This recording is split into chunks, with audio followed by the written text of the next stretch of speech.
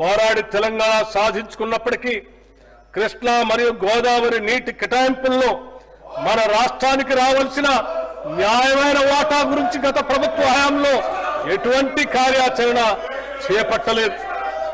అంతేకాకుండా కృష్ణా జలాల్లోని 711 టీఎంసీలలో 511 టీఎంసీల నీటిని ఆంధ్రప్రదేశ్ను వాడుకోమని గత పాలకులు అధికారికంగా చెప్పారు. ఈ చర్యతో తెలంగాణ రైతాంగానికి తీవ్ర అన్యాయం జరిగింది.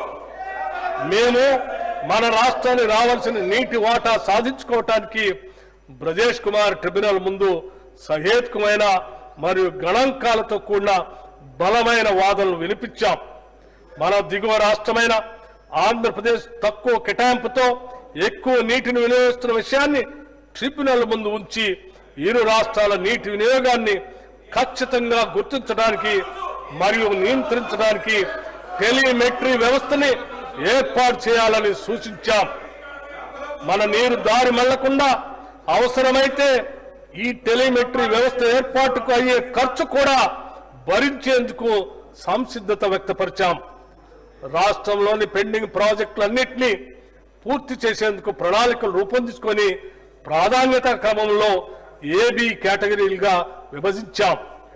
తక్కువ ఖర్చుతో ఎక్కువ ఆయకట్టును సేద్యంలోకి తీసుకురావాలన్నది ప్రభుత్వ ఉద్దేశం. నల్గొండ, యాదాద్రి భువనగిరి జిల్లాల్లోని కరువు ప్రభావిత ప్రాంతాలకు నీటిని అందించడానికి వీలుగా ఉదయ సముద్రం బ్రాహ్మణ వెలమల లిఫ్ట్ ఇరిగేషన్ ప్రాజెక్ట్ ని ప్రారంభించాం. ఉదయ సముద్రం బ్యాలెన్సింగ్ రిజర్వాయర్ నుండి 6.70 టీఎంసీల నీటిని బ్రాహ్మణ వెలమల బ్యాలెన్సింగ్ రిజర్వాయర్ కు లిఫ్ట్ చేయబడుతుంది. ఈ ప్రాజెక్టు ద్వారా 94 గ్రామాల్లో 1,00,000 ఎకరాలకి సాగునీటిని మరియు ఫ్లోరైడ్ సమస్య ఉన్న 107 గ్రామాలకి తాగునీటిని అందించడం అవుతుంది. శ్రీ ఎస్ జయపాలరెడ్డి పాలమూరు రంగారెడ్డి ఎత్తిపోతల పథకంలో భాగంగా కేపీ లక్ష్మీదేవిపల్లి రిజర్వాయర్ నిర్మాణాన్ని కూడా ప్రభుత్వం చేపడుతుంది. మూసీ ప్రాజెక్టు పరిధిలోని బునాది కాలువ పునరుద్ధరణ పనులకు 266,65 రూపాయలతో పాలనాపరమైన అనుమతి ఇవ్వటం జరిగింది. యాదాద్రి జిల్లాలో మూసీ ప్రాజెక్టు కింద బునాదిగాని కాలువతో పాటు పిల్లాయిపల్లి, ధర్మారెడ్డిపల్లి కాలువల పునరుద్ధరణకు ఈ నిధులు ఖర్చు చేయాలని నిర్ణయించాం.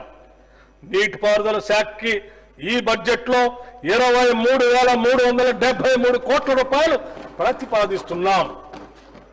లేటెస్ట్ న్యూస్ తెలుగు మరియు ఇంగ్లీష్ అప్డేట్స్ కోసం ఇప్పుడే క్యూన్యూస్ అఫీషియల్ యాప్ ని ప్లే స్టోర్ నుండి డౌన్లోడ్ చేసుకోండి. సరికొత్త సమాచారాల కోసం క్యూన్యూస్ వెబ్సైట్ ని ఫాలో అవ్వండి. ఛానల్లో ప్రాంతీయ, జాతీయ, అంతర్జాతీయ వార్తలు వీక్షించండి. లైక్ చేయండి.